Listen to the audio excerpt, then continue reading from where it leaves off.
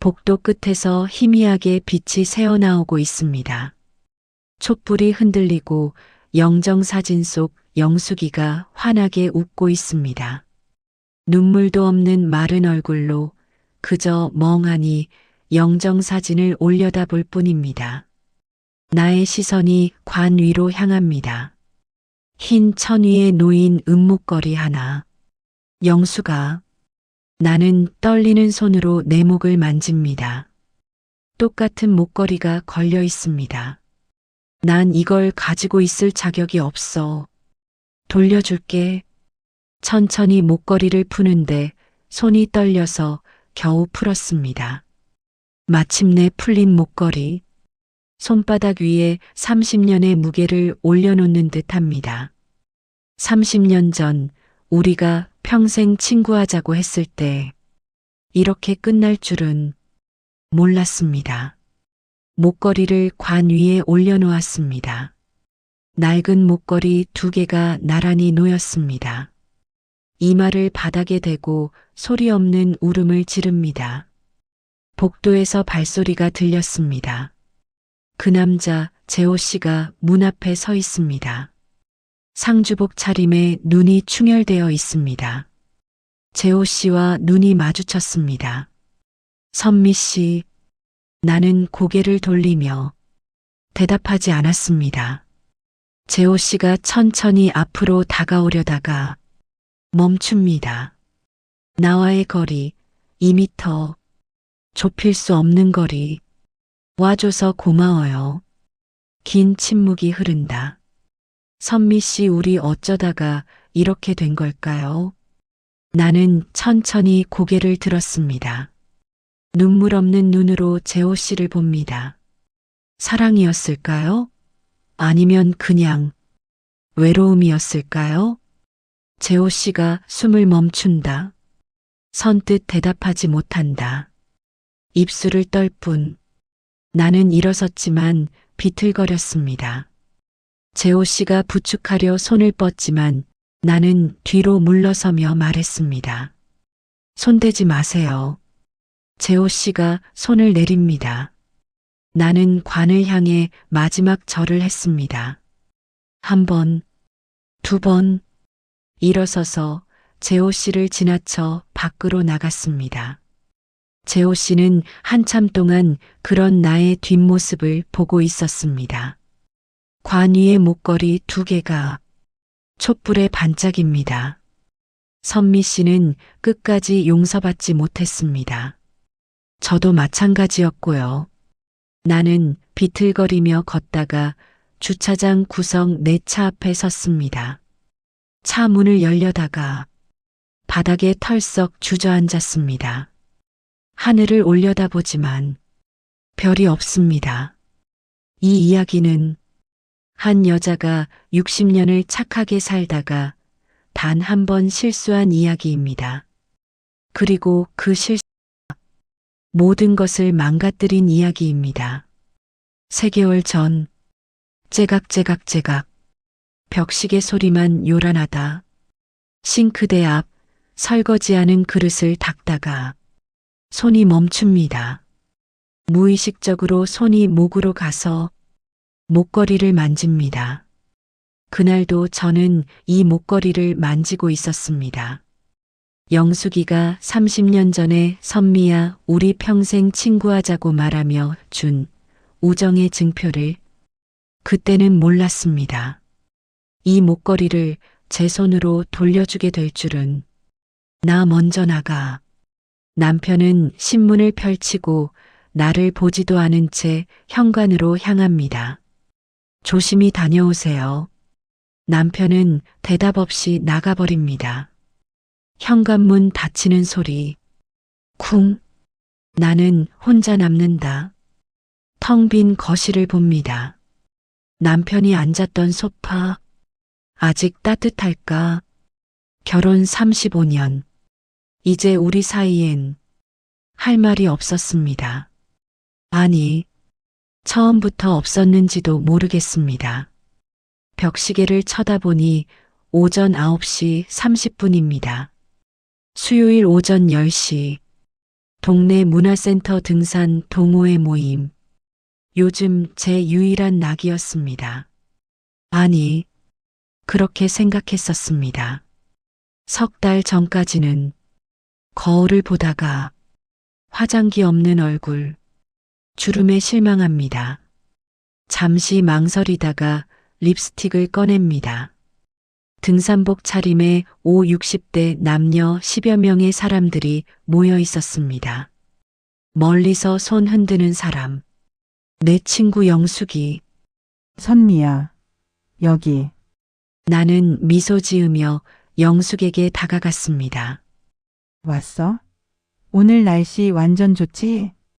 그러게. 산에 딱이네.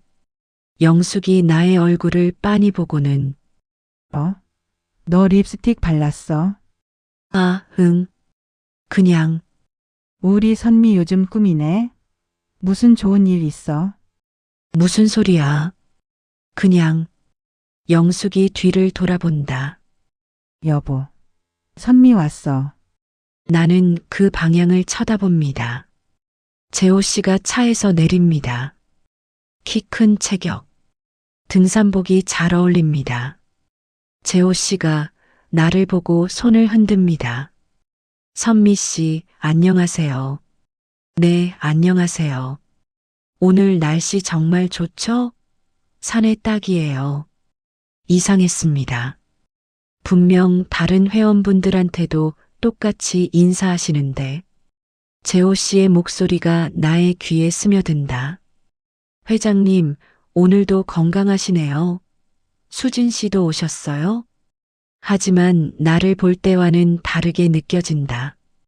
톤이 다르다. 눈빛이 다르다. 유독 나에게 말을 거실 때는 목소리 톤이 한 톤 낮아지는 것 같았습니다. 나는 고개를 돌려 피하려 했습니다. 아니, 제가 예민한 걸까요? 자, 그럼 출발할까? 자, 여러분, 오늘도 안전 산행합시다. 무리가 흩어진다. 자연스럽게 회장과 몇몇 회원들이 앞서간다. 영숙이는 그들 사이에서 수다를 떨고 있습니다. 나는 천천히 혼자 걷다가 발소리가 옆에서 들리자 깜짝 놀라서 쳐다봅니다. 재호 씨가 나란히 걷고 있었습니다. 혼자 걸으시길래. 아, 네. 영숙이는 회장님이랑 얘기하느라 바쁘네요. 그러게요. 우리는 나란히 걸었습니다. 선미 씨, 네. 요즘 표정이 안 좋으신 것 같아서 신경이 쓰였어요. 아니에요, 저는. 혹시 힘든 일 있으세요? 힘든 일? 순간 나의 눈빛이 흔들렸습니다. 침대에 등 돌리고 자는 남편, 엄마, 나 바빠하고 끊는 딸의 전화, 혼자 먹는 저녁 밥상, 텅 빈 거실. 아니에요. 그냥 좀 피곤해서요. 재호 씨는 그런 나를 한참 봤습니다. 뭔가 읽으려는 듯. 그러시군요. 그럼 쉬었다 가시죠. 재호 씨가 앞을 가리킨다. 저기 벤치 있네요. 우리는 벤치에 앉았습니다. 거리 50cm, 가까운데 멀게 느껴집니다. 나는 가방에서 물통을 꺼내서 물을 마시려는데 물이 거의 없었습니다. 재호 씨가 자기 물통을 꺼내어 건네줬습니다. 선미 씨 거 다 떨어졌네요. 제 거 드세요. 아니에요. 괜찮아요. 괜찮아요. 전 방금 마셨어요. 나는 순간 망설였습니다. 받으세요. 산에서 물 없으면 위험해요. 나는 모시기는 척 물통을 받았습니다. 그 순간 손이 스쳤습니다. 찰나. 하지만 둘 다 느낄 수 있었습니다. 나는 물을 마시기 위해 물통을 입에 댔습니다. 입술에 댔을 때 이상한 생각이 들었습니다. 물통 입구, 재호 씨가 마셨던 곳, 재호 씨가 방금 여기에 입술을 대셨을 텐데 내가 물을 마시는 걸 재호 씨는 천천히 보고 있었습니다. 이건 간접 키스? 나는 화들짝 놀라서 물통을 떼어냈습니다. 괜찮으세요? 네, 괜찮아요. 재호 씨가 나의 등을 토닥인다. 천천히 드세요. 나는 순간 재호 씨의 손길을 느껴버렸습니다. 등에서 따뜻함을 따뜻했습니다. 저기 선미 씨. 네. 선미 씨는 참 좋은 분 같아요. 네. 영숙이가 늘 자랑하거든요. 제일 친한 친구래요. 영숙이가 그랬어요? 네. 자기 곁에 선미 씨가 있어서 든든하대요. 나는 가슴이 뜨거워지는 걸 느낍니다. 저도 영숙이한테 많이 의지해요. 그럼 좋은 거죠. 서로 의지하고. 우리도 그럴까요? 네. 아, 제 말은 우리 부부끼리도 그렇게 잘 지내자는 얘기예요. 영숙이가 선미 씨를 좋아하니까 저도 당연히 챙겨야죠. 하지만 그분의 눈빛은 조금 달랐습니다. 재호 씨의 눈, 뭔가 있다. 말하지 않은 것이, 아니, 또 제 착각일까요? 멀리서 영숙이의 목소리가 들렸습니다. 여보. 선미야. 어디 있어? 재호 씨가 일어섰습니다. 여기요. 나도 재호 씨를 따라 일어섰습니다. 영숙이가 언덕 위에서 손을 흔들고 있습니다. 뭐해? 빨리 와. 가시죠. 네. 재호 씨가 먼저 앞서 걷는다. 그때 저는 그분의 등을 보고 있었습니다. 재호 씨의 등, 참 넓다. 남편보다 3살 정도 어리신데 훨씬 젊어 보이셨습니다.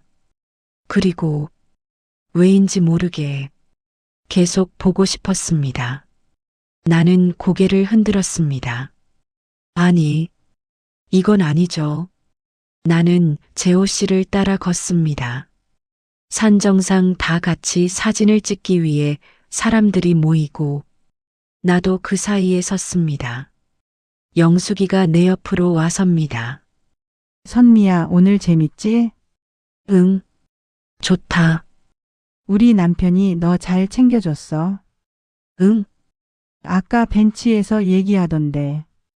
혼자 있는 거 보고 말동무 대줬대. 아, 응, 고마워. 친구 남편 외롭지 않게 해줘서. 그 순간 저는 깨달았습니다. 영숙이는 아무것도 모른다는 것을, 그리고 제가 무언가 잘못하고 있다는 것을. 사진 속 사람들은 모두 웃고 있었지만 나의 미소는 어딘가 어색했습니다. 집에 돌아와서도 자꾸 떠올랐습니다. 설거지를 하다가 문득 멈춥니다. 우리도 그럴까요? 그 말이 자꾸 떠올랐습니다. 핸드폰이 울린다. 테이블 위에서 나는 손을 닦고 핸드폰을 들었습니다. 문자 알림. 발신자 재호. 나는 순간 숨이 멈추는 것 같았습니다. 오늘 말벗이 되어주셔서 감사했습니다. 선미 씨와 얘기하니 마음이 편해지는 것 같습니다. 손이 떨렸습니다. 나는 문자를 읽습니다. 한 번, 다시 읽습니다. 2번, 또 읽습니다. 3번, 문자를 지워야 한다는 걸 알았습니다. 하지만 나는 문자를 지우지 못했습니다. 거실에서 들리는 TV 소리와 남편의 웃음소리가 들립니다. 나는 가만히 거실을 보았습니다. 남편은 소파에 앉아 예능 프로그램을 보며 웃습니다. 크게, 혼자. 나는 문 너머로 그 모습을 물끄러미 쳐다봅니다. 다시 핸드폰을 쳐다봅니다. 재호 씨의 문자, 그리고 저는 다른 남자의 문자를 읽고 있었습니다. 이게 맞는 걸까요? 나는 답장을 쓰려다가 멈춥니다. 지우고, 다시 쓰고, 또 지우길 반복합니다. 결국엔 핸드폰을 내려놓습니다.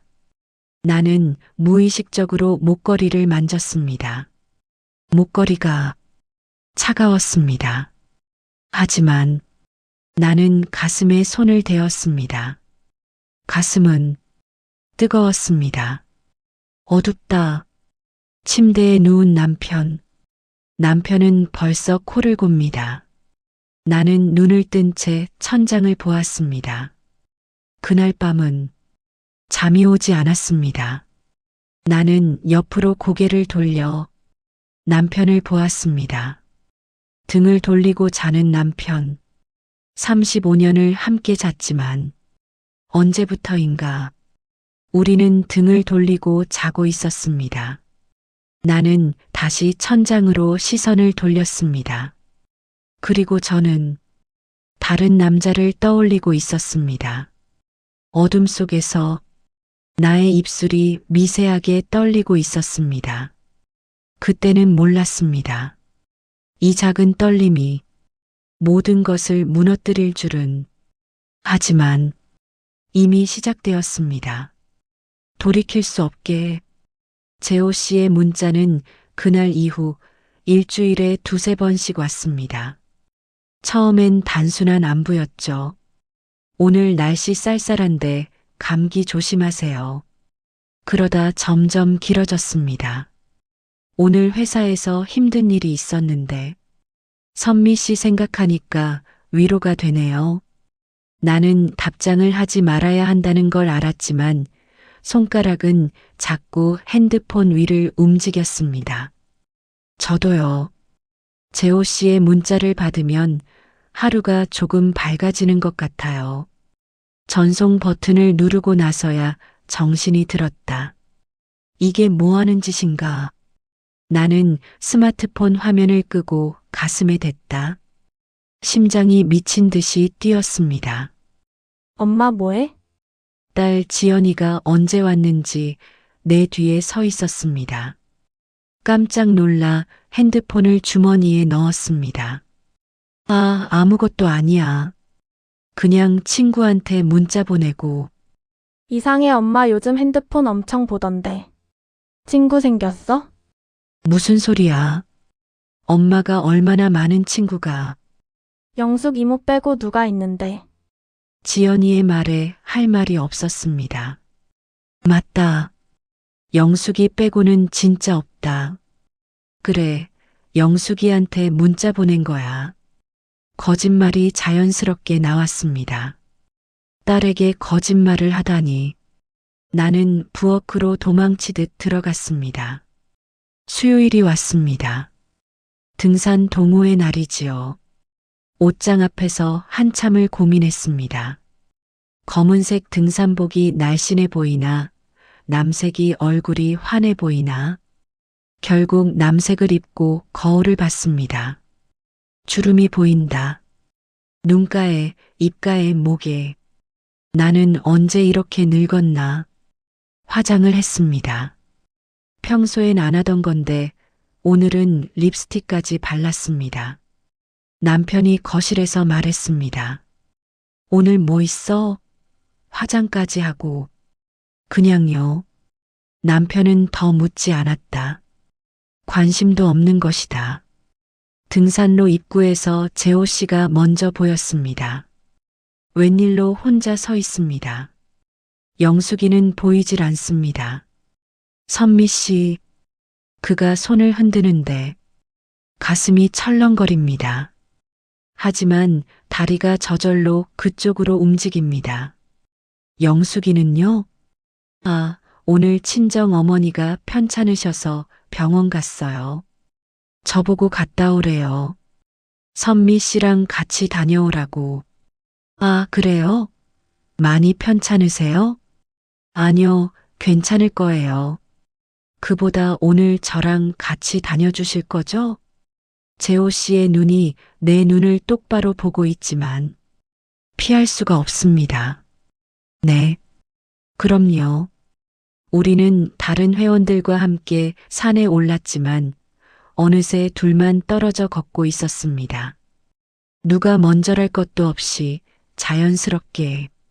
선미 씨, 솔직히 말해도 될까요? 네. 요즘 자꾸 생각나요, 선미 씨가. 순간 숨이 멎는 것 같았습니다. 재호 씨가 걸음을 멈추고 나를 돌아봤습니다. 이상하죠? 저도 모르겠어요. 그냥 선미 씨와 있으면 마음이 편해요. 영숙이한테도 못 느끼는 편안함이랄까. 재호 씨, 오해하지 마세요. 이상한 뜻이 아니라 그냥 한 사람으로서 끌리는 거예요. 선미 씨의 따뜻함이, 말투가, 눈빛이 자꾸 생각나요. 뭐라고 대답해야 할지 몰랐습니다. 입술이 바짝 말라왔습니다. 나도 그랬다고 말하면 안 되는데, 나도 요즘 재호 씨 생각에 잠을 못 잔다고 말하면 안 되는데, 저도, 예, 저도 그래요. 말이 튀어나와 버렸습니다. 재호 씨의 눈이 커지며 천천히 미소 짓습니다. 다행이다. 저 혼자만 그런 줄 알았어요. 그날 우리는 정상까지 함께 올랐고 손은 잡지 않았지만 어깨가 스쳤을 때 전기가 흐르는 것을 느꼈습니다. 하산길에 재호 씨가 물었습니다. 다음 주에 등산 말고 따로 만날 수 있을까요? 차 한잔하면서 얘기하고 싶어요. 거절해야 한다. 이건 아니라고 말해야 한다. 어디서요? 역 앞 카페 아세요? 조용한 데예요. 알아요. 그럼 화요일 오후 2시? 네. 집에 돌아오니 영숙이한테 전화가 왔습니다. 선미야, 오늘 우리 남편이랑 잘 다녀왔어? 고마워. 요즘 우리 남편 표정이 밝아진 거 다 내 덕분인 것 같아. 친구 남편 잘 챙겨줘서 고마워. 영숙이의 밝은 목소리가 귀를 찌릅니다. 아니야, 내가 뭘. 에이, 진짜 고마워. 너 같은 친구가 있어서 내가 얼마나 든든한지 몰라. 전화를 끊고 나는 욕실로 들어가 문을 잠그고 거울 속 내 얼굴을 봤습니다. 립스틱이 번져 있었습니다. 나는 화장을 지우며 울었습니다. 하지만 화요일 약속은 지킬 것을 나는 이미 알고 있었습니다. 화요일 오후 1시 반 나는 옷장 앞에 서 있습니다. 등산복이 아닌 평상복을 꺼냈다. 베이지색 블라우스와 검정 바지. 거울을 보며 머리를 몇 번이고 빗었다. 손이 떨렸다. 그냥 차 한 잔이야. 친구 남편이랑 차 마시는 거 이상한 거 아니잖아. 스스로에게 말하며 현관문을 나섰습니다. 하지만 내 마음이 거짓말인 걸 나는 알고 있었습니다. 역 앞 카페는 한적했습니다. 구석 자리에 재호 씨가 앉아 있다가 나를 보자 일어서서 손을 흔들었습니다. 여기요, 선미 씨. 다가가는 동안 심장이 터질 것 같았습니다. 재호 씨가 의자를 빼주었습니다. 이런 대접, 남편한테는 받아본 지가 얼마나 됐을까? 뭐 드실래요? 제가 살게요. 아메리카노요. 재호 씨가 주문을 하러 간 사이 나는 핸드백 속 핸드폰을 확인했다. 영숙이한테서 문자가 와 있었습니다. 오늘 저녁에 우리 집에서 밥 먹자. 오랜만에 해물파전 해줄게. 손가락이 굳었습니다. 답장을 해야 하는데 무엇라고 써야 할지 생각이 나지 않습니다. 커피 왔어요. 재호 씨가 아메리카노 2잔을 들고 왔습니다. 내 앞에 커피를 놓으며 그의 손가락이 내 손등을 스쳤고 짧은 순간이었지만 온몸에 전류가 흘렀습니다. 오늘 와줘서 고마워요. 아니에요. 솔직히 말하면 요즘 선미 씨 생각에 일도 손에 안 잡혀요. 재호 씨가 커피를 마시며 내 눈을 쳐다봅니다. 난 피하지 않았습니다. 저는 결혼한 지 35년 됐어요. 갑자기 이런 말이 튀어나와 버렸습니다. 재호 씨가 고개를 끄덕이더군요. 저도 32년 됐죠, 영숙이랑. 그동안 남편한테 한 번도 이런 감정 느낀 적 없었어요. 설레는 거요. 요즘처럼. 저도요. 이거 잘못된 거잖아요. 알아요. 그런데 왜? 멈출 수가 없죠. 재호 씨가 테이블 위로 손을 뻗어서 내 손을 덮었습니다. 나는 손을 빼야 했지. 하지만 움직일 수 없었습니다. 선미 씨, 저는 오랫동안 그냥 살았어요. 죽지 않을 만큼만 사는 거. 영숙이도 좋은 사람이에요. 하지만 우리 사이엔 더 이상 아무것도 없어요. 습관만 남았죠. 우리 남편도. 그래요. 선미 씨는 언제가 제일 외로웠어요? 매일이요. 저도요. 우리는 한참 동안 말없이 손을 잡고 있었습니다. 카페 안 음악 소리만 들렸고 바깥 세상은 멀리 있는 것 같았습니다. 선미 씨, 네. 이번 주 금요일 시간 되세요? 무슨, 저랑 드라이브 하러 가요. 바다 보러. 그 말에 그 순간 정신이 번쩍 들었습니다. 드라이브, 단둘이. 이건 넘어서는 안 될 선이야. 저는 안 돼요. 왜요? 영숙이가 내 친구예요. 30년 지기 친구. 저도 알아요. 그래서 괴로워요. 하지만 선미 씨, 우리도 우리 인생이 있잖아요. 하지만 선미 씨는 행복해요? 지금 그 집에서? 그 질문에 입을 다물 수밖에 없었습니다. 행복? 언제가 마지막으로 행복했던가? 재호 씨가 내 손을 더 꽉 잡았습니다. 저는 선미 씨를 행복하게 해주고 싶어요. 친구 남편으로서가 아니라 한 남자로서. 재호 씨, 한 번만요. 한 번만 만나요. 그리고 안 되겠다 싶으면 우리 여기서 끝내요. 약속할게요. 나는 고개를 저었지만 입에서는 다른 말이 나왔습니다. 금요일 몇 시요? 재호 씨의 얼굴이 환해졌습니다. 오전 10시 역 앞에서 만나요. 그날 저녁 영숙이네 집에서 해물파전을 먹었습니다. 영숙이는 신이 나서 이것저것 차려줬습니다. 요즘 우리 남편 얼굴 좀 봐. 표정이 완전 달라졌어. 회사에서 승진 얘기도 나왔대. 그래, 잘 됐네. 재호 씨와 눈이 마주쳤고 그가 살짝 미소 지었습니다. 나는 시선을 피하고 파전을 집어들었습니다. 선미야, 너 안색이 왜 그래? 어디 아파? 아니야, 괜찮아. 요즘 이상해. 너 무슨 걱정 있어? 영숙이가 내 손을 잡았습니다. 따뜻하다. 30년을 함께한 이 손. 이 손을 배신하려 하고 있다.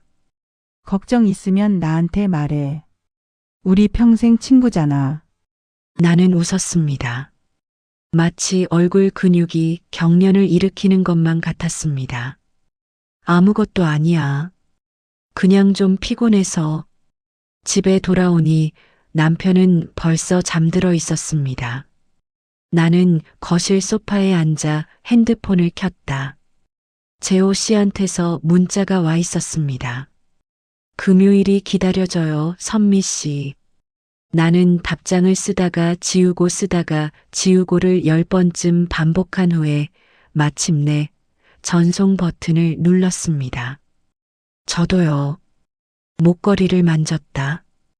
영숙이의 목소리가 들리는 것 같았습니다. 우리 평생 친구하자. 나는 목걸이를 벗어 서랍 깊숙이 넣었습니다. 금요일까지 이틀 남았다. 금요일 아침 나는 평소보다 1시간 일찍 일어났습니다. 남편은 아직 코를 골며 자고 있었습니다. 나는 조심스럽게 옷장을 열어 옷을 꺼냈습니다. 흰색 니트와 청바지. 너무 젊어 보이나? 다시 집어넣고 베이지색 가디건을 꺼냈습니다. 거울 앞에서 화장을 했습니다. 파운데이션, 아이라인, 립스틱. 손이 떨려서 립스틱이 삐뚤어졌습니다. 어디가? 남편이 언제 일어났는지 욕실 문 앞에 서 있었습니다. 깜짝 놀라 립스틱을 떨어뜨렸습니다. 아, 깜짝이야. 영숙이 만나러 가. 화장까지 하고. 친구 만나는데 화장하면 안 돼? 남편이 어깨를 으쓱하고 화장실로 들어갔습니다. 더 이상 묻지 않았습니다. 관심이 없는 것이지요. 나는 립스틱을 주워 가방에 넣었습니다. 역 앞에 도착했을 때 재호 씨가 차 안에서 손을 흔들었습니다. 검은색 세단. 깨끗하게 세차가 되어 있었습니다. 타요, 선미 씨. 조수석 문을 열고 탔습니다. 차 안에서 은은한 향수 냄새가 났습니다. 남자 냄새. 남편과는 다른. 어디로 갈까요? 아무 데나요. 그럼 동해 바다 쪽으로 갈게요. 1시간 반 정도 걸려요. 차가 출발했습니다. 라디오에서는 옛날 발라드가 흘러나오고 있었습니다. 운전대를 잡은 재호 씨의 손이 크고 튼튼하게 보였습니다. 나는 창밖으로 시선을 고정했습니다. 도시가 점점 멀어지고 있었습니다. 긴장했어요? 네. 저도요. 재호 씨가 웃었고 나도 따라 웃었습니다.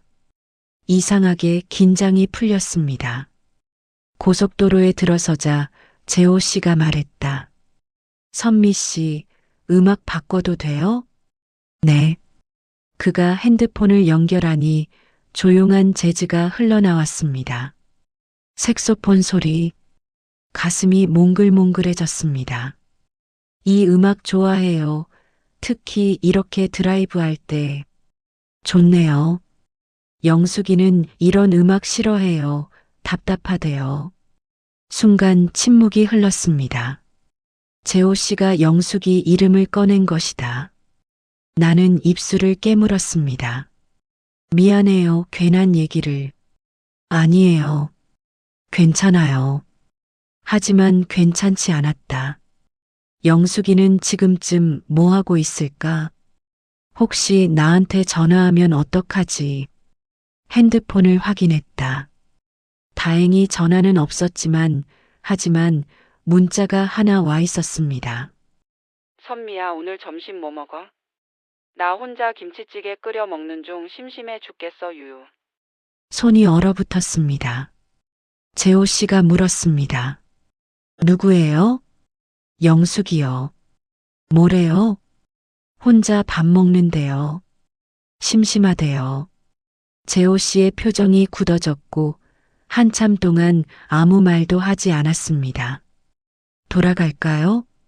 네. 돌아갈까요? 선미 씨가 힘들면. 나는 핸드폰을 쥐고 고민했습니다. 돌아가야 한다. 지금이라도 돌아가서 영숙이한테 가야 한다. 아니요. 계속 가요.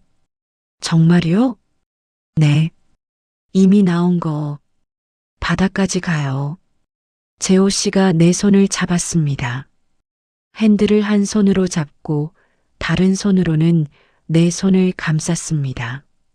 고마워요, 선미 씨. 바다에 도착했을 때는 정오가 넘었습니다. 파도 소리가 크게 들렸다. 관광객들이 드문드문 보였지만 비수기라 한적했습니다. 걸을까요? 재호 씨가 차에서 내려 내 쪽 문을 열어줬다. 나는 그의 손을 잡고 내렸고 손을 놓아야 하는데 놓지 못했습니다. 모래사장을 걸었습니다. 바람이 차가웠다. 재호 씨가 자기 점퍼를 벗어 내 어깨에 걸쳐줬습니다. 추우면 안 되죠. 고마워요. 우리는 나란히 걸었습니다. 파도가 발밑까지 밀려왔다가 빠져나간다. 삶도 이렇게 밀려왔다 빠져나가는 걸까?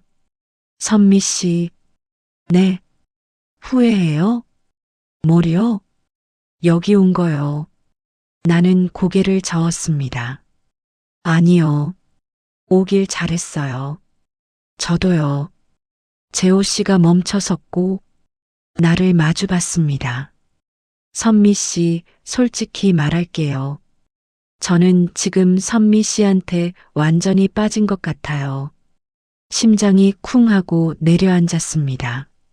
나이가 60이 다 되어서 이런 감정을 느낄 줄 몰랐어요. 선미 씨 목소리가 듣고 싶어서, 얼굴이 보고 싶어서 미칠 것 같을 때가 있어요. 재호 씨, 당신도 그래요?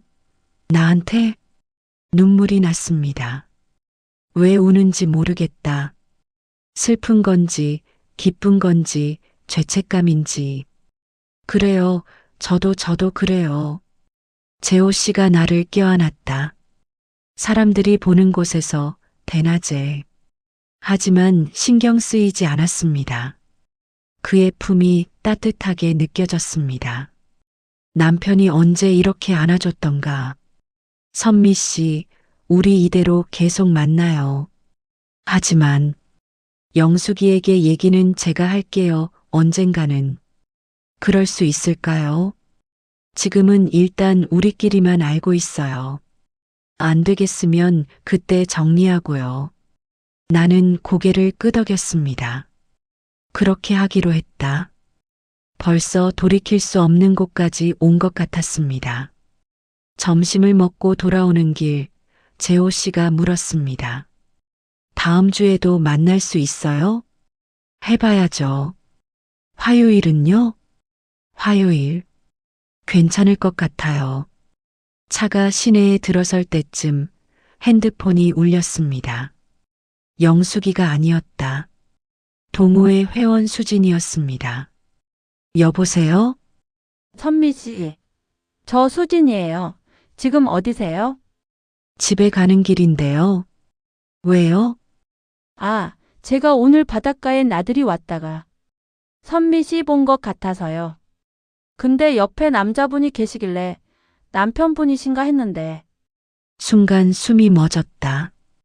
재호 씨도 내 표정을 보고 핸들을 꽉 쥐었습니다. 아, 네.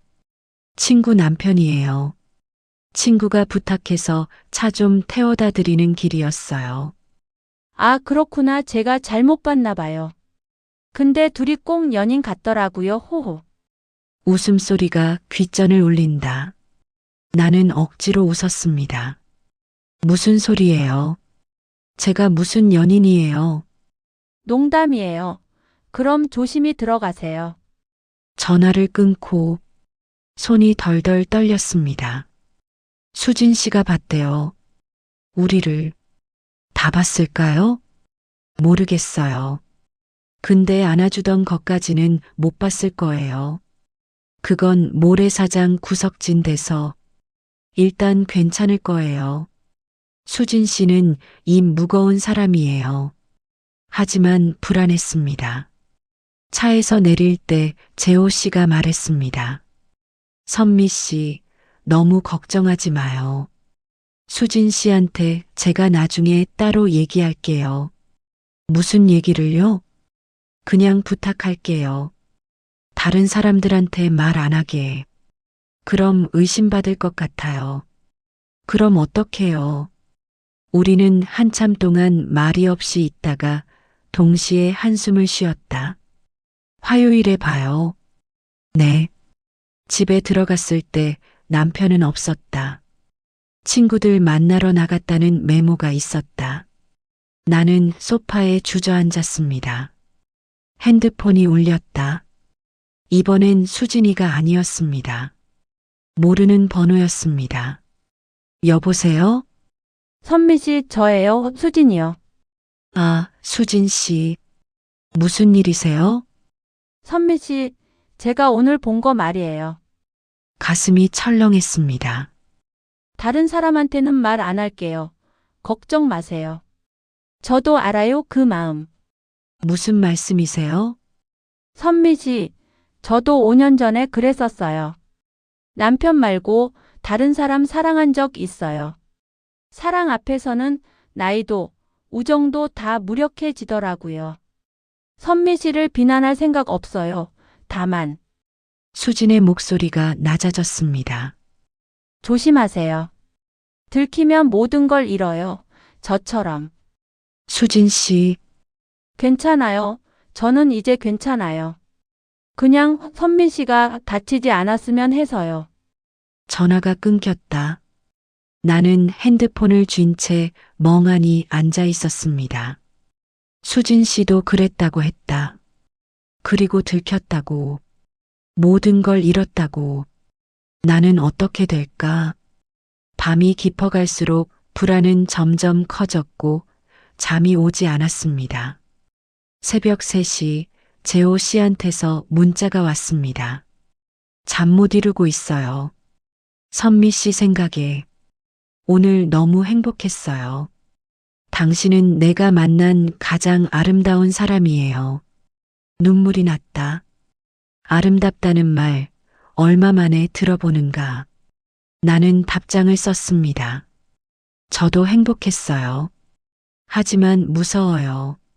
제가 지켜줄게요. 지켜줄 수 있을까요? 영숙이한테서 세상의 시선으로부터 목걸이를 꺼내 목에 걸었습니다. 차가운 느낌이 서늘하게 전해져 옵니다. 영수가 미안해. 화요일에도 만났습니다. 수요일에도 만났습니다. 일주일에 3번씩 재호 씨를 만났습니다. 카페에서, 공원에서, 때로는 다시 바다로 나갔고, 매번 돌아올 때마다 죄책감이 커졌지만 다음 만남이 기다려졌습니다. 선미야, 요즘 얼굴이 좋아졌어. 무슨 좋은 일 있어? 영숙이가 웃으며 물었습니다. 우리는 단골 분식집에 앉아 떡볶이를 먹고 있었습니다. 아니야, 별일 없어. 거짓말 뭔가 있어. 피부도 좋아지고. 혹시 남편이랑 다시 좋아진 거야? 그럴 리가. 그럼 뭔데? 말해봐. 영숙이의 눈빛이 궁금증으로 반짝인다. 순수하다. 아무것도 모르는 순수한 눈빛. 그냥 요즘 운동 열심히 해서 그런가 봐. 아, 맞다. 우리 남편도 요즘 운동 열심히 한대. 저녁에 헬스장 간다고 매일 나가더라. 순간 귀가 쫑긋했다. 재호 씨가 헬스장에 간다고? 매일? 응. 화요일, 목요일, 토요일. 요 며칠은 거의 매일 나가는 것 같아. 그래서 나 혼자 저녁 먹을 때가 많아. 근데 표정이 좋으니까 뭐 좋지. 화요일, 목요일, 토요일. 그날들은 재호 씨가 나를 만나는 날이었습니다. 떡볶이가 목으로 넘어가지 않았다. 영숙이는 계속 수다를 떨었지만 귀에 들어오지 않았습니다. 집에 돌아와 재호 씨한테 문자를 보냈습니다. 영숙이가 당신이 헬스장 다닌다고 알고 있던데요? 어쩔 수 없었어요. 핑계가 필요했으니까. 거짓말을 하고 계신 거잖아요. 저 때문에. 선미 씨, 우리 지금 거짓말 없이 이 관계 유지할 수 있을 것 같아요? 어차피 나중에는 다 얘기할 거예요. 언제요? 좀 더 있다가 지금은 시기가 아니에요. 나는 핸드폰을 던져버리고 싶었지만 던지지 못했습니다. 그가 다시 문자를 보낼까봐. 그날 밤 영숙이한테서 울면서 전화가 왔습니다. 선미야, 왜 무슨 일이야? 나 병원에서 전화 왔어. 무슨 병원? 지난주에 건강검진 받았잖아. 그게 재검사를 받아보래. 재검사? 어디가? 췌장. 순간 숨이 멎었다. 췌장? 영수가 괜찮을 거야. 재검사는 보통 그냥 확인 차원에서 아니야, 의사 목소리가 진지했어. 빨리 오래, 내일 당장 오래. 영숙이가 흐느꼈습니다. 나는 핸드폰을 꽉 쥐었습니다.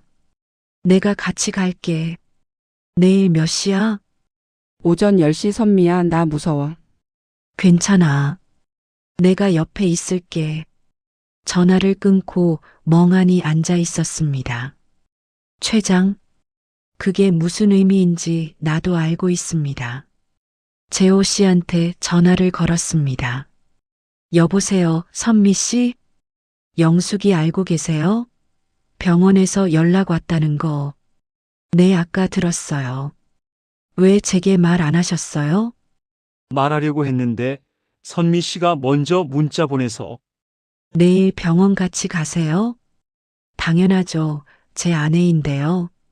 아내. 그 단어가 가슴에 박혔습니다. 맞다. 영숙이는 재호 씨의 아내다. 나는 아무것도 아니다. 선미 씨? 저도 같이 갈게요. 영숙이가 저보고 같이 가달라고 하네요. 그러세요. 그게 좋겠네요. 목소리가 차갑게 느껴졌습니다. 아니, 내가 예민한 건가? 다음 날 병원에 갔습니다. 영숙이는 얼굴이 하얘져 있었습니다. 재호 씨가 옆에 앉아 그녀의 손을 잡고 있었습니다. 나는 맞은편 의자에 앉아서 둘을 바라보며 깨달았습니다. 저들은 부부다. 32년을 함께 산 부부. 영숙 씨, 들어오세요. 의사가 불렀다. 영숙이가 일어섰고 재호 씨도 일어났습니다. 나도 따라 일어났습니다. 선미야, 같이 들어가줘. 나 혼자는 무서워. 진료실에 셋이 들어갔습니다. 의사가 CT 사진을 보여주면서 말했습니다. 췌장의 종양이 보입니다. 크기는 3cm 정도고요. 종양이요? 영숙이의 목소리가 떨렸다. 재호 씨가 그녀를 안았습니다. 조직 검사를 해봐야 정확히 알 수 있지만 일단은 빨리 큰 병원으로 가보시는 게 좋겠습니다. 그게 암일 수도 있다는 거예요? 지금 단계에서는 확실하지 않습니다. 하지만 가능성은 있습니다. 영숙이가 주저앉아 버리는 걸 재호 씨가 붙들었습니다.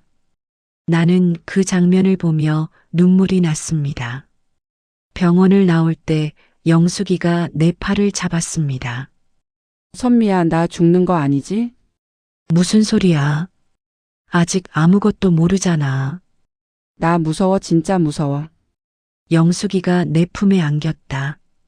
나는 그녀를 안으며 재호 씨를 봤고 그도 나를 보고 있었습니다. 그의 눈빛에서 미안함, 죄책감, 그리고 혼란이 느껴졌습니다. 영수가 괜찮을 거야. 내가 옆에 있을게. 고마워, 선미야, 너만 믿는다. 그 말에 심장이 찢어지는 것 같았습니다. 일주일 후 큰 병원에서 결과가 나왔다. 췌장암 2기. 수술이 필요하다. 영숙이는 울지 않았고 오히려 담담했습니다. 수술하면 되는 거지? 그럼 괜찮은 거지? 의사는 애매하게 웃었습니다. 우리 모두 그 의미를 알았습니다. 그날 밤 재호 씨한테서 전화가 왔습니다. 선미 씨, 네. 우리 이제 끝내야 할 것 같아요. 예상했던 말이었지만 가슴이 무너졌습니다. 그래야죠. 미안해요. 정말 미안해요. 저도 미안해요. 하지만요. 당신이 없으면 견딜 수 없을 것 같아요. 이 상황을. 무슨 말씀이세요? 영숙이 곁에 있어야 하는데 당신 생각만 나요. 이상하죠? 아내가 아픈데 다른 여자 생각을 하다니. 재호 씨, 선미 씨, 당신 때문에 견딜 수 있어요. 당신이 있어서 버틸 수 있어요. 나는 입을 다물었습니다. 이게 사랑인가, 이기심인가. 내일 만나요, 제발. 안 돼요. 영숙이는 내일 수술 전 검사 있어요. 오후 2시에. 그 시간에 잠깐만요. 안 돼요. 선미 씨, 제발이요. 나는 결국 고개를 끄덕였습니다. 전화기 너머로 보이지 않을 텐데 고개를 끄덕였습니다. 다음 날 영숙이한테 거짓말을 했습니다. 미안, 영숙아. 오늘 은행 일이 있어서 검사 같이 못 갈 것 같아. 괜찮아, 재호 씨 있으니까 너무 신경 쓰지 마. 영숙이가 웃었습니다. 그 웃음이 칼날같이 느껴집니다. 오후 2시 재호 씨를 만났습니다. 그는 눈이 충혈되어 있었습니다. 선미 씨, 그가 나를 껴안았습니다. 주차장 구석, 사람들 눈에 띄지 않는 곳. 이러면 안 되는 거 알아요. 하지만 당신 없이는 못 견디겠어요. 재호 씨, 우리 정말 끝내야 해요. 알아요. 하지만 지금은 안 돼요. 지금 당신까지 잃으면 저는. 그는 어깨가 떨면서 울고 있었습니다. 나는 그를 안아줬습니다. 이게 위로인지 배신인지 알 수 없었지만 영숙이가 수술 잘 받으면 그때 우리 정리해요. 네. 약속해요. 약속할게요. 하지만 우리 둘 다 알고 있었습니다. 그게 거짓말이라는 걸. 밤에 영숙이한테서 문자가 왔다. 선미야, 검사 잘 끝났어. 다음 주 화요일에 수술이래. 무서워. 수술 전날 밤에 우리 집에서 자고 가면 안 될까? 옆에 있어줘. 나는 핸드폰을 쥔 채 울었습니다. 그럴게. 옆에 있어줄게. 목걸이를 만졌습니다. 이제는 불타는 것처럼 뜨겁게 느껴집니다. 수술 전날 밤 나는 영숙이네 집으로 갔습니다. 작은 캐리어에 잠옷과 세면도구를 챙겼습니다. 현관문을 나서며 남편이 물었습니다. 며칠 있다 와? 내일 수술 끝나면 바로 올게요. 그래. 그게 다였다. 남편은 더 묻지 않았습니다. 30년 넘게 같이 살아도 우리 사이에는 이렇게 말이 없습니다. 영숙이네 집은 조용했고 재호 씨가 문을 열어줬습니다. 어서 오세요, 선미 씨. 네. 눈을 마주치지 않으려 애썼고 거실로 들어가자 영숙이가 소파에 앉아 있었습니다. 얼굴이 많이 여위어 보였습니다. 선미야, 영숙이가 일어나 나를 껴안았습니다. 뼈만 남은 것 같습니다. 오느라 고생했어. 고마워. 무슨 소리야? 친구인데. 저녁은 재호 씨가 차려줬습니다. 미역국과 반찬 몇 가지. 셋이 식탁에 앉았습니다. 내일이면 수술 받는구나. 영숙이가 숟가락을 든 채 말했습니다. 잘 될 거야. 재호 씨가 그녀의 손을 잡았습니다. 나는 고개를 숙이고 밥을 먹었습니다. 목으로 넘어가지 않았습니다. 선미야, 있잖아. 응? 혹시 내가 수술대에서 못 내려오면 무슨 소리 하는 거야? 재호 씨가 버럭 소리를 질렀습니다. 영숙이가 놀라 그를 쳐다봤습니다. 여보, 그럴 수도 있잖아. 의사가 그랬어. 췌장암 수술은 위험하다고. 그래도 그런 소리 하지 마. 재호 씨의 눈에 눈물이 고였습니다. 영숙이가 그의 손을 꽉 잡아줬습니다. 미안해, 여보. 미안해. 나는 그 광경을 보며 숟가락을 놓았습니다. 저들은 부부다. 진짜 부부. 저녁을 먹고 영숙이와 침실로 들어가서 침대에 나란히 누웠습니다. 선미야, 응, 나 무서워 혼자 가는 길 같아. 저 멀리 어디론가 혼자 가는 것 같아. 영숙이의 손이 내 손을 찾았습니다. 나는 그 손을 꽉 잡아줬습니다. 혼자 아니야. 내가 옆에 있잖아. 고마워. 너 같은 친구가 있어서 다행이야. 눈물이 났습니다. 참을 수 없었습니다. 왜 울어? 내가 울면 나도 울잖아. 미안해. 뭐가 미안해. 바보야. 우리는 한참 동안 손을 잡고 누워 있었습니다. 영숙이의 숨소리가 점점 고르게 변했습니다. 잠든 것이다. 나는 조심스럽게 일어나 물을 마시려고 거실로 나왔습니다. 재호 씨가 어둠 속에서 소파에 앉아 있었습니다. 못 주무세요? 네, 선미 씨도요? 물 마시러 나왔어요. 나는 부엌으로 가서 물을 마셨습니다. 재호 씨가 뒤따라왔습니다. 선미 씨, 네. 오늘 같이 있어줘서 고마워요. 친구니까요. 그뿐인가요? 나는 그를 봤다. 어둠 속에서도 그의 눈빛이 보였습니다. 지금 무슨 말씀하시는 거예요? 선미 씨도 힘들죠? 저도 힘들어요. 재호 씨가 다가왔다. 나는 뒤로 물러섰습니다. 안 돼요. 영숙이가 자고 있어요. 알아요. 그래서 더 힘들어요. 재호 씨, 한 번만요, 안아만 줘요.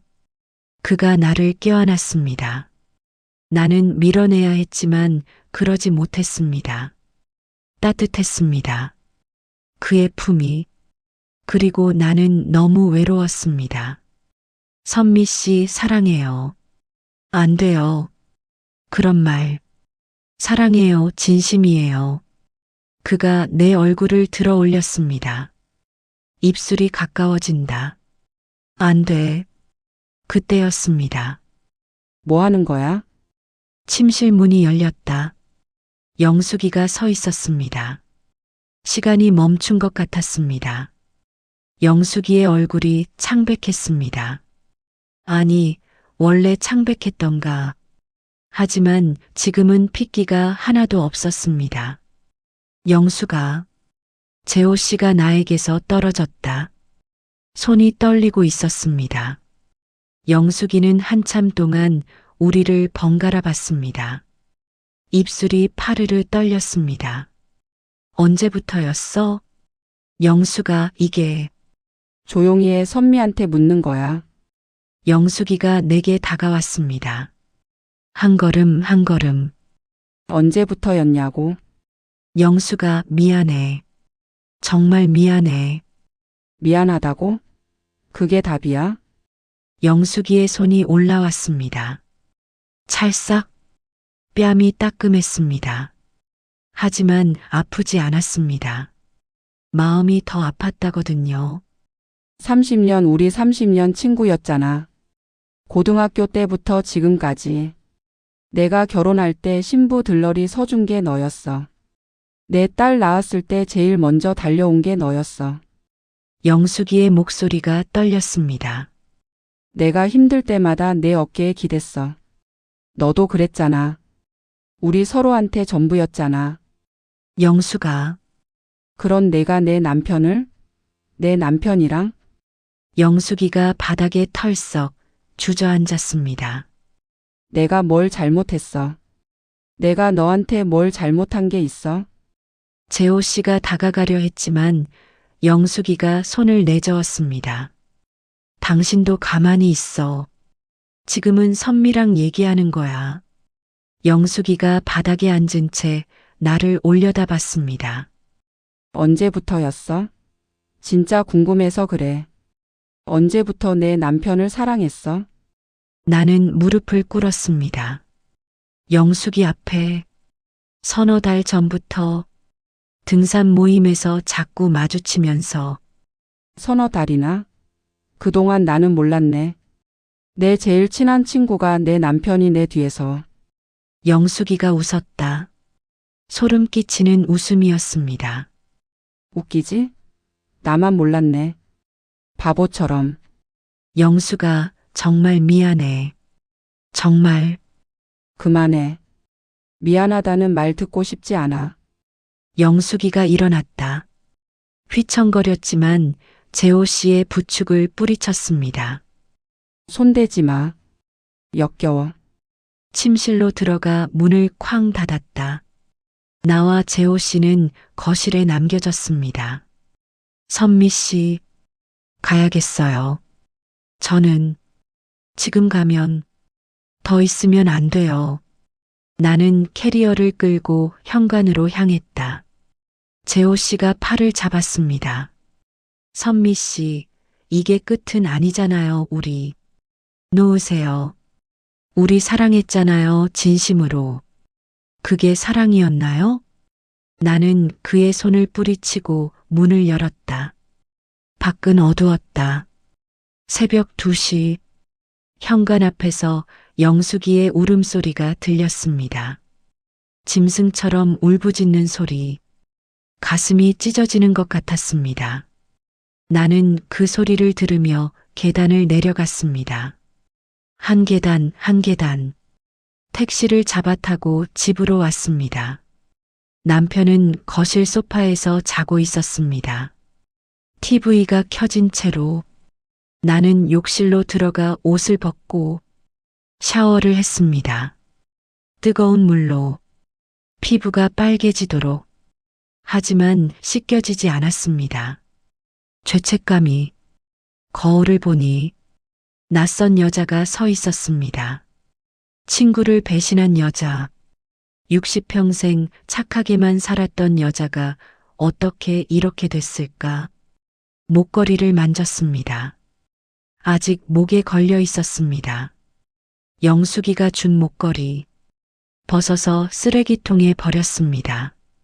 침대에 누웠지만 잠이 오지 않아 새벽 내내 눈을 뜨고 있었습니다. 아침 8시 재호 씨한테서 문자가 왔습니다. 영숙이가 밤새 울었어요.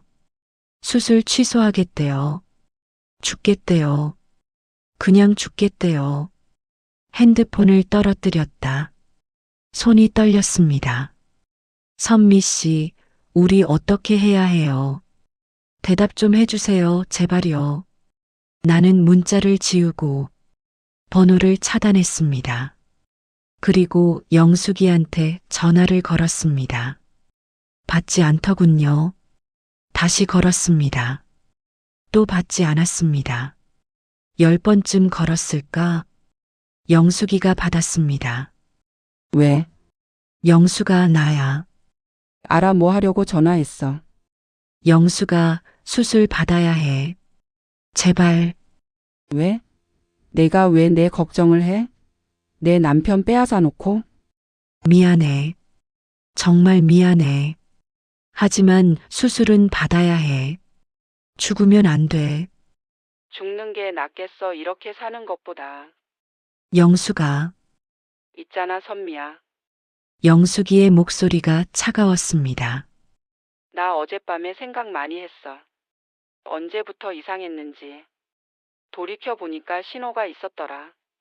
너 요즘 표정 좋았어. 화장도 하고. 핸드폰도 자주 보고. 나는 내가 행복해 보여서 좋았어. 정말로. 영숙이가 웃었습니다. 근데 그 이유가 우리 남편이었네. 웃기지? 영수가 정말 미안해. 내가 잘못했어. 알아. 내가 잘못한 거. 근데 있잖아. 영숙이의 목소리가 더 낮아졌습니다. 재호가 더 나빠. 너는 몰랐을 거야. 뭘, 재호는 원래 그런 사람이야. 무슨 소리야? 너 전에도 있었어. 5번째야 내가. 머리가 하얘졌습니다. 뭐라고? 우리 결혼 초반에도 있었어. 내 대학 후배. 그 다음엔 회사 동료. 그 다음엔 동네 슈퍼 아줌마. 또 누가 있었더라? 아, 맞다. 애 학원 선생님. 영숙이가 담담하게 말했습니다. 매번 똑같아. 처음엔 순수한 척하고 외로운 척하고 날 사랑한다고 하고. 그러다 들키면 도망가. 영수가 나는 매번 용서했어. 바보같이. 애들 때문에. 세상이 뭐라고 할까봐. 그래서 참았어. 눈물이 났다. 영숙이의 삶이 고통이 느껴졌습니다. 근데 이번엔 용서 못해. 내 친구였잖아. 30년 친구. 영수가 너는 달랐어, 선미야. 너만은 내 편일 줄 알았어. 세상 모든 사람이 날 배신해도 너만은 아닐 줄 알았어. 미안해. 정말 그만해. 이제 전화 끊을게. 영수가 수술만은 받아. 제발 내가 평생 속죄할게. 뭐든지 할게. 속죄? 영숙이가 비웃었습니다. 속죄는 무슨. 그냥 내 앞에 나타나지 마. 그게 내가 할 수 있는 최선이야. 뚝. 전화가 끊겼다. 나는 핸드폰을 쥔 채 주저앉았습니다. 거실 바닥에 남편이 부엌에서 나왔다. 왜 그래? 무슨 일 있어? 아니에요. 울고 있잖아. 아니에요. 괜찮아요. 남편은 더 묻지 않고 현관으로 갔습니다. 출근 시간이다. 나갔다 올게. 문이 닫히고 또 나는 혼자 남았습니다. 일주일 동안 연락이 없었다. 영숙이한테도 재호 씨한테도. 수술은 했을까? 잘 됐을까? 궁금했지만 물을 수 없었습니다. 동호회는 나가지 않았다. 아니, 나갈 수 없었습니다. 집에만 있었습니다. 설거지하고 빨래하고 TV 보고 그렇게 살았습니다. 아니, 사라지는 것이었습니다. 열흘째 되던 날 동호회 단톡방에 메시지가 떴다. 여러분, 슬픈 소식 전합니다. 회원 영숙 씨가 심장이 멎었습니다. 수술 잘 받으셨습니다. 다들 쾌유 빕시다. 주저앉았다. 살았다. 영숙이가 살았다. 눈물이 났습니다. 한참 동안 울었습니다. 살아줘서 고맙다고. 수술 받아줘서 고맙다고. 하지만 이제 만날 수 없다는 것도 알고 있었습니다. 그날 밤 남편이 물었습니다. 요즘 이상해. 무슨 일 있어? 아무 일도 없어요. 친구는 안 만나? 영숙이 요즘 통 소식이 없네. 바빠서요. 영숙이가 그래. 오래 못 만나면 한번 불러. 밥이라도 같이 먹고. 나는 고개를 끄덕였지만 대답은 하지 못했습니다. 그날 밤 쓰레기통을 뒤졌습니다. 목걸이를 다시 찾았습니다. 더러워져 있었습니다. 음식물 쓰레기가 잔뜩 묻어 있었습니다. 씻어서 다시 목에 걸었습니다. 차갑게 느껴졌습니다. 평생 차가운 채로 목에 걸고 살 것입니다. 내가 한 짓을 잊지 않기 위해. 영숙이의 수술 후 한 달이 지났습니다. 나는 매일 단톡방을 확인했습니다. 영숙이에 관한 소식이 올라올까봐. 하지만 아무 소식도 없었습니다. 재호 씨의 전화번호는 차단한 채였고, 하지만 가끔 모르는 번호로 문자가 왔습니다. 선미 씨, 저예요. 영숙이가 퇴원했어요. 선미 씨, 영숙이가 당신 얘기 안 해요. 당신 보고 싶어 할 것 같은데. 선미 씨, 대답해 주세요. 우리 어떻게 해야 할까요? 나는 읽고 지웠습니다. 답장도 하지 않았습니다. 어느 날 딸 지연이가 집에 왔습니다. 엄마 무슨 일 있어? 없는데. 왜? 얼굴이 이상해 살도 빠지고. 나이 들면 다 그래. 엄마, 나한테 말해봐. 무슨 일이야? 지연이가 내 손을 잡았습니다. 따뜻한 딸의 손. 아무 일도 없어. 거짓말. 엄마 요즘 말이 없어. 밥도 안 먹고. 밤에 자다가 우는 소리도 들렸어. 아빠랑 싸웠어? 아니야. 그럼 뭔데? 나는 입술을 깨물었습니다. 말해야 할까? 딸에게 엄마가 잘못을 했어. 무슨 잘못? 친구를 배신했어. 지연이가 눈을 크게 떴습니다. 영숙 이모 말하는 거야? 응, 무슨 일인데? 말할 수가 없었습니다. 딸에게 어떻게 말하나. 엄마가 친구 남편과 사랑에 빠졌다고. 그냥 큰 실수를 했어. 돌이킬 수 없는. 지연이가 한참 나를 보더니 말했습니다. 엄마 사과했어? 했어. 하지만 용서받지 못했어. 그럼 어떻게 하려고? 모르겠어. 엄마. 지연이가 내 어깨를 안았습니다. 엄마도 사람이야. 실수할 수 있어. 엄마가 평생 착하게만 살 필요는 없어. 하지만 물론 잘못한 거면 사과해야지. 근데 엄마 너무 자책하지는 마. 엄마도 행복할 자격 있어. 그 말에 눈물이 났습니다. 딸이 처음으로 나를 한 사람으로 봐주는 것만 같았습니다. 고마워, 지연아. 엄마 제대로 사과해. 도망치지 말고. 그래야 엄마도 편해질 거야. 지연이가 간 후 나는 오랫동안 생각했습니다. 제대로 사과하려면 영숙이를 만나야 한다. 하지만 만나줄까? 용기를 내서 영숙이한테 문자를 보냈습니다. 영숙아, 나야. 만나줄 수 있어? 제대로 사과하고 싶어. 답장은 오지 않았습니다. 하루가 지나고 이틀이 지났습니다.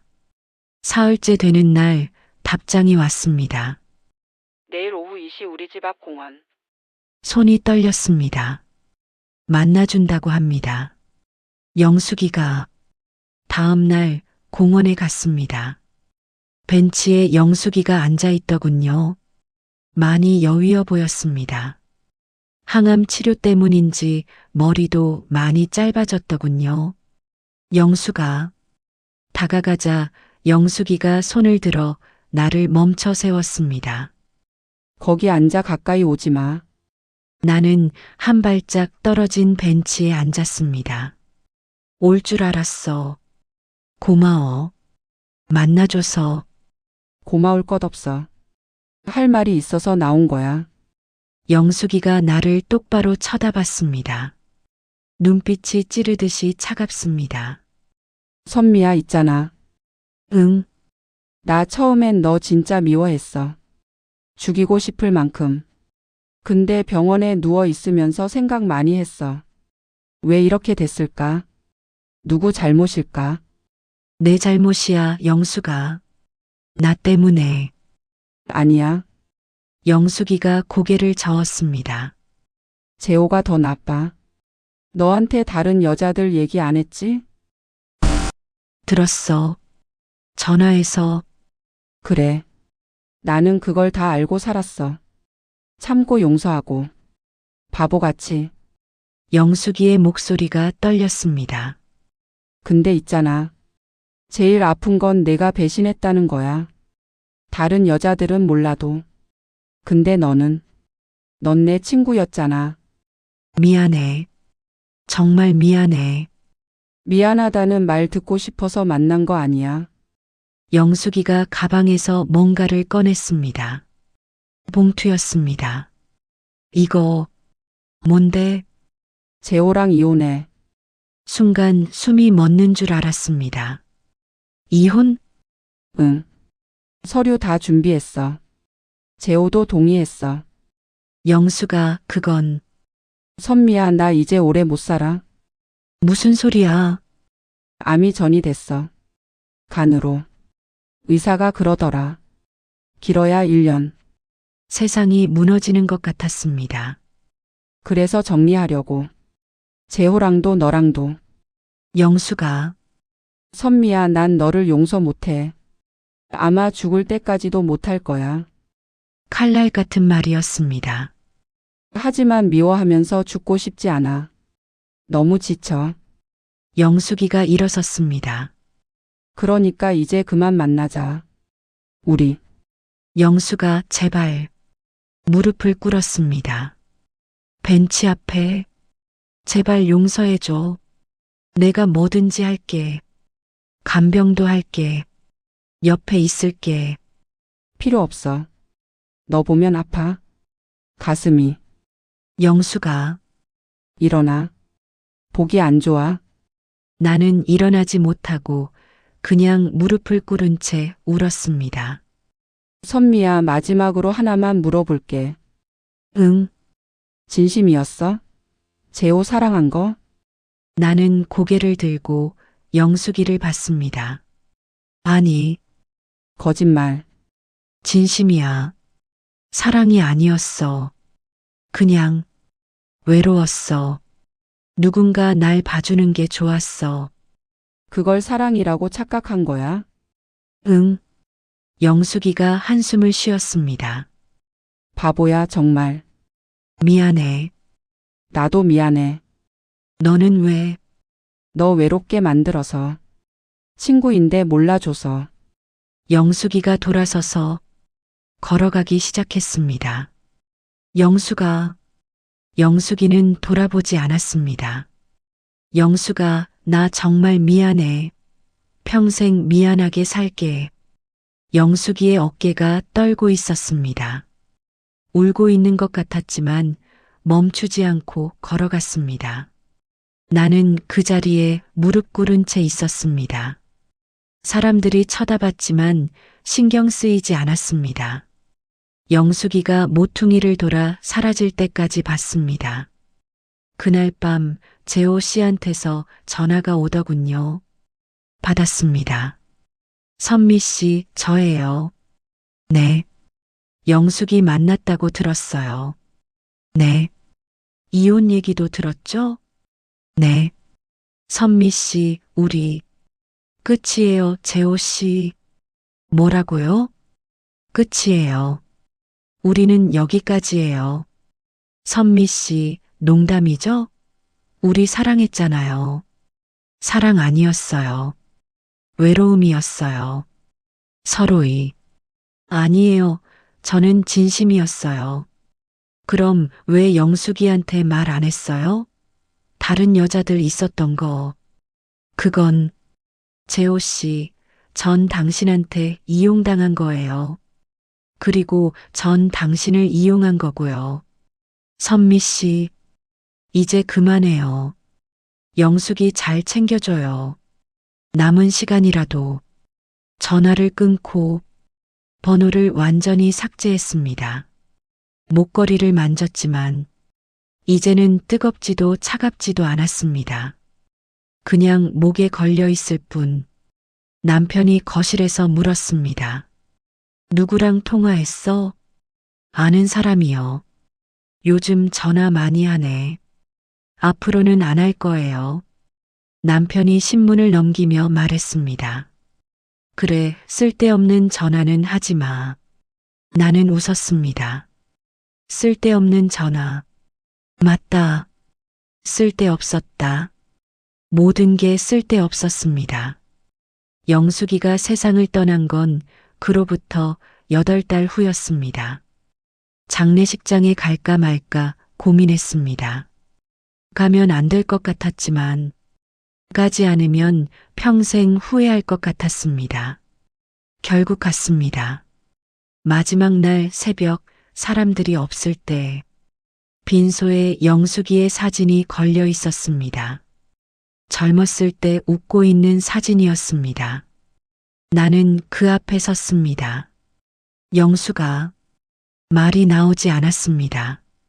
무엇라고 해야 할지 몰라서 미안해.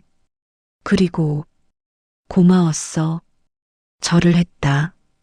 한 번, 두 번, 관 앞에 무언가를 놓고 싶어서 가져온 게 있었습니다. 목걸이였습니다. 영숙이가 준 그 목걸이. 떨리는 손으로 꺼내 관 위에 올려놓았습니다. 이거 돌려줄게. 이제 못 차겠어.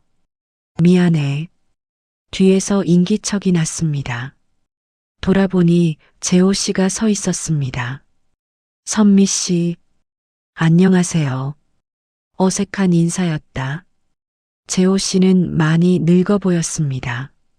머리가 희끗희끗하고 얼굴에 주름이 깊게 패인 채로. 일찍 오셨네요. 네. 사람들 없을 때 와야 할 것 같아서요. 고마워요, 와줘서. 재호 씨가 관을 봤습니다. 눈가가 빨갛게 젖은 채로. 선미 씨, 마지막까지 당신 얘기했어요. 네. 용서는 못하겠지만 미워하지는 않는다고. 당신도 외로웠을 거라고. 왈칵 눈물이 났습니다. 참을 수가 없었습니다. 그리고 재호 씨가 주머니에서 뭔가를 꺼냈습니다. 편지였습니다. 이거 영숙이가 선미 씨 드리래요. 떨리는 손으로 받았습니다.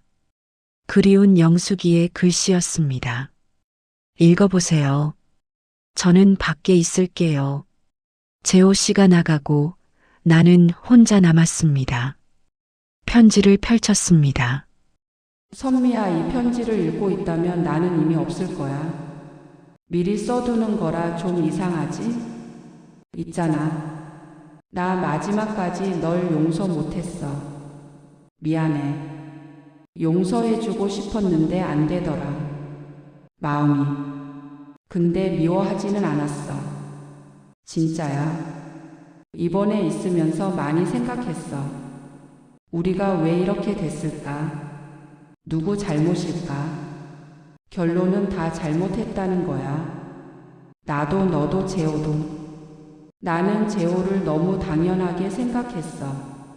남편이니까 참아야 한다고만 생각했지 그 사람 마음을 몰라줬어.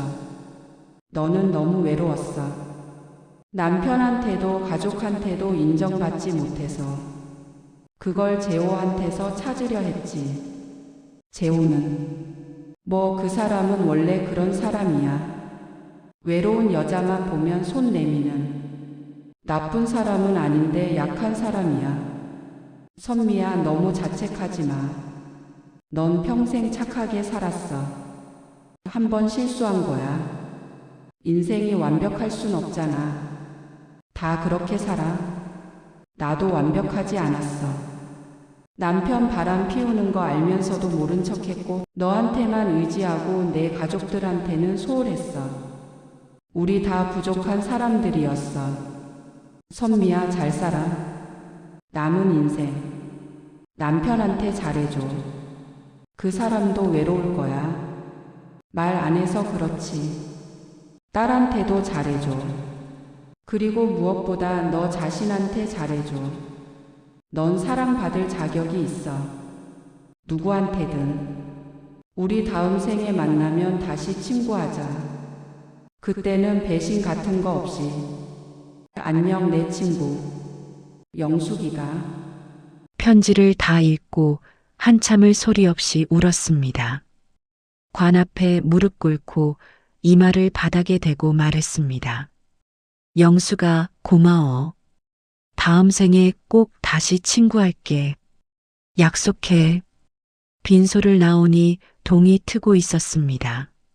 새벽 공기가 차갑게 느껴집니다.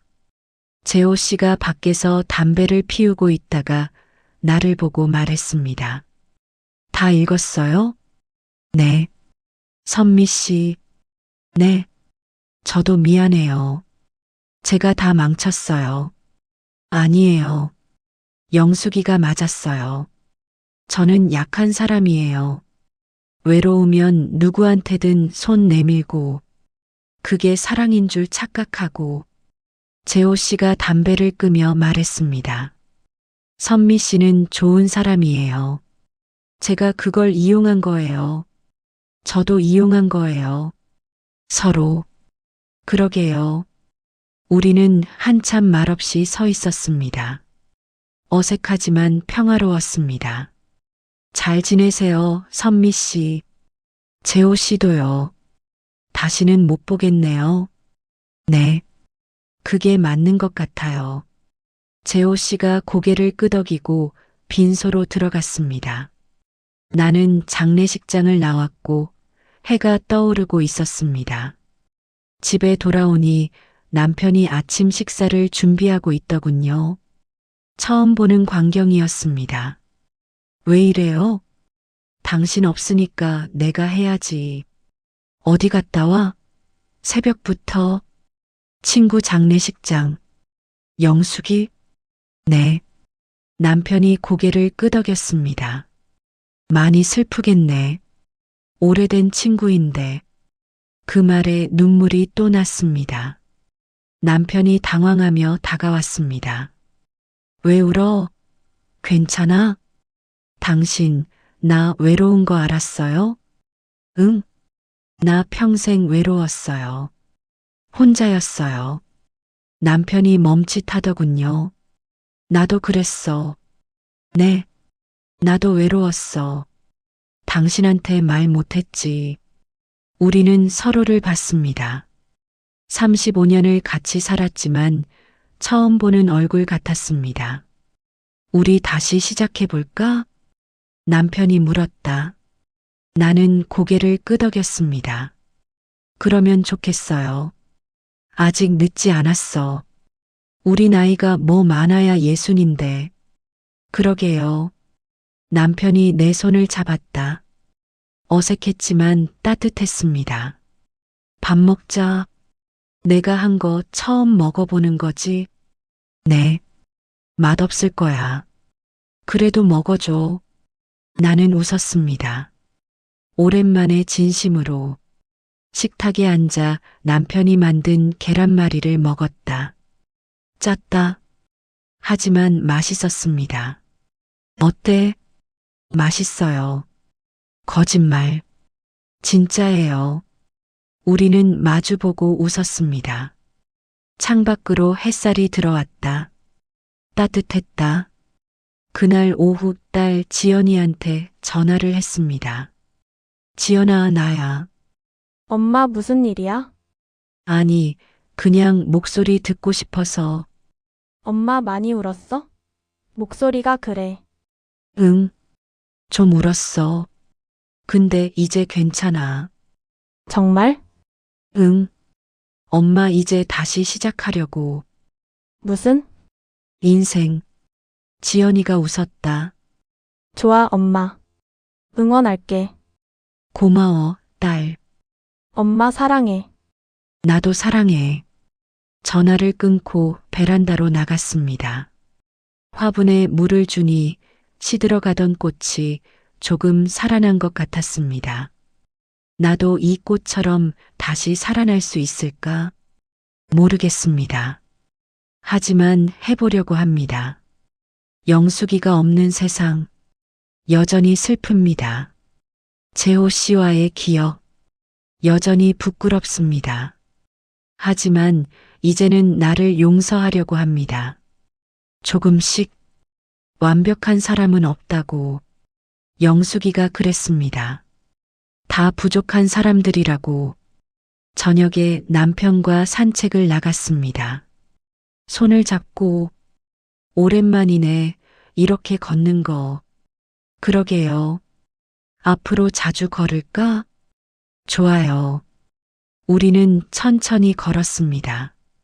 말은 많지 않았지만 평화로웠습니다. 집에 돌아와 거울을 봤습니다. 60년을 살아온 얼굴, 주름이 많고, 피부가 처지고, 머리도 희끗희끗합니다. 하지만 이제는 미워하지 않기로 했습니다. 이 얼굴을, 이게 내가 살아온 증거니까. 잘못도 했고, 후회도 하고, 상처도 주고받고, 그래도 살았으니까. 창문을 열었습니다. 밤바람이 시원하게 들어옵니다. 어디선가 영숙이의 목소리가 들리는 것 같습니다. 잘 살아, 선미야. 응, 영수가. 나 잘 살게. 바람이 목걸이를 흔들었습니다. 아, 목걸이. 쓰레기통에서 주워낸 그 목걸이를 나는 아직도 차고 있었습니다. 벗어야 하나? 고민했지만, 하지만 벗지 않기로 했습니다. 이것도 내 삶의 일부니까. 잊으면 안 되는 것들이 있으니까. 영수가 미안해. 그리고 고마워. 나는 창문을 닫고 침대에 누웠습니다. 남편이 옆에서 코를 곱니다. 익숙한 소리. 나는 그 소리를 들으며 눈을 감았습니다. 내일은 또 다른 하루가 올 것입니다. 그 하루를 나는 또 살아갈 것입니다. 용서받지 못했지만 용서하려 노력하면서 나 자신을 그렇게 P.S. 선미의 일기장 중에서 오늘로 영숙이가 떠난 지 1년이 되었다. 아직도 가끔 핸드폰을 들어 그녀에게 문자를 보내려다가 멈춘다. 그럴 때마다 가슴이 아프다. 남편과는 조금씩 가까워지고 있다. 부부 상담도 받기 시작했다. 쉽지 않지만 노력 중이다. 재호 씨는 다른 동네로 이사 갔다고 들었다. 다시는 볼 일이 없을 것이다. 딸 지연이가 어제 말했다. 엄마, 요즘 표정 좋아졌어.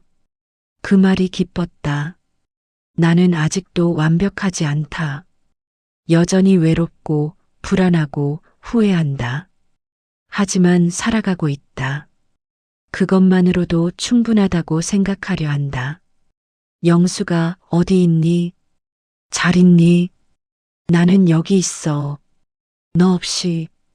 그래도 살고 있어. 미안해. 그리고 사랑해.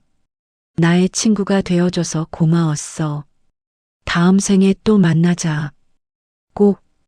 이 영상을 보시는 여러분들의 생각은 어떠신가요? 여러분들의 이야기를 댓글로 남겨주세요. 재미있게 보셨다면 구독과 좋아요 부탁드립니다.